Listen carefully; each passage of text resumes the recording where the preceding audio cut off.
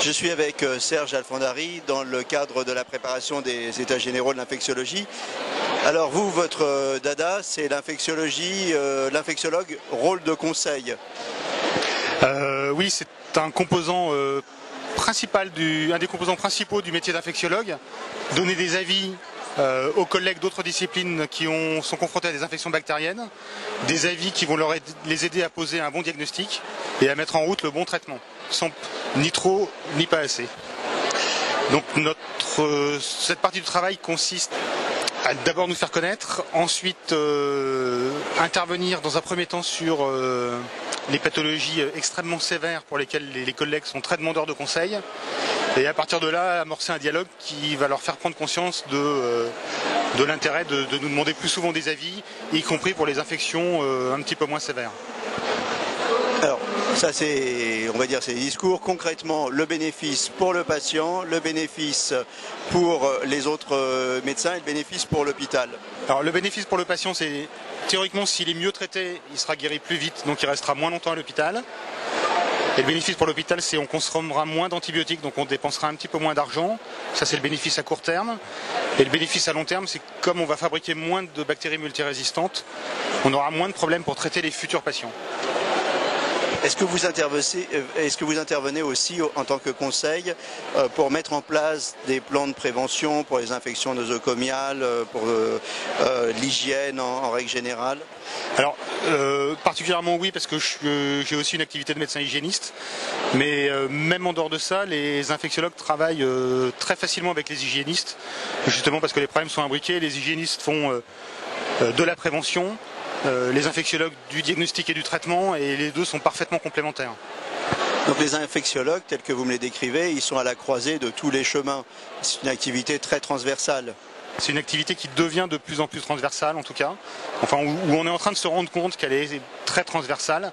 On interagit avec la pharmacie, avec le laboratoire, avec les services de médecine, avec les services de chirurgie, avec les réanimateurs, avec les hygiénistes. On interagit un petit peu avec tout le monde. Est-ce qu'il y a des infectiologues dans tous les hôpitaux? Il commence à y avoir des infectiologues dans tous les hôpitaux d'une certaine taille.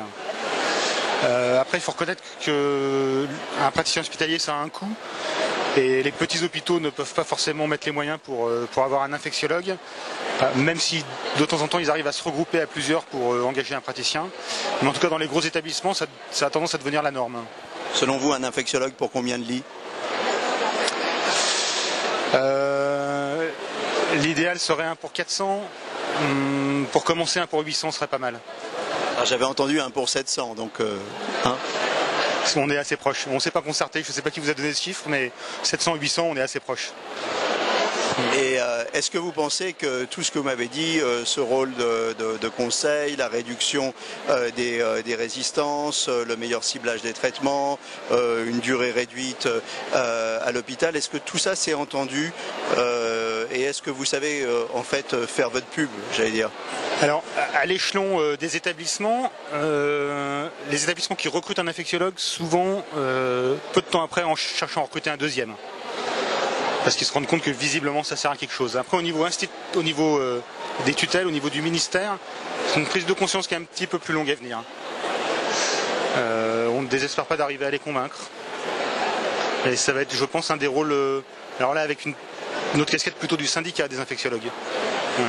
Est-ce que c'est une des choses finalement que vous attendez de ces états généraux? Je pense que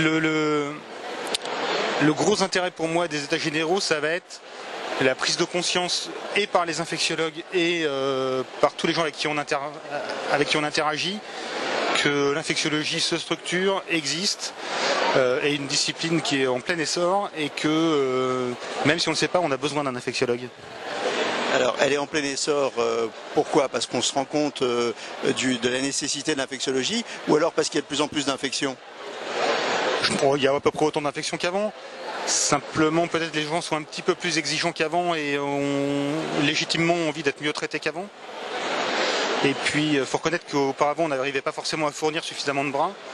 Pendant longtemps, il y a eu assez peu d'infectiologues formés. Il n'y a que depuis quelques années qu'on arrive à en former suffisamment, ou en tout cas beaucoup plus qu'avant. Et qu'avec l'offre crée la demande. et une fois qu'on a goûté à l'impact d'un infectiologue sur la prise en charge, c'est difficile de revenir en arrière. Voilà, donc c'est sur ces paroles qu'on va se quitter. Quand on a goûté à l'infectiologie, on ne peut plus s'en passer. C'est ce qu'on dira lors des états généraux de l'infectiologie. Merci beaucoup.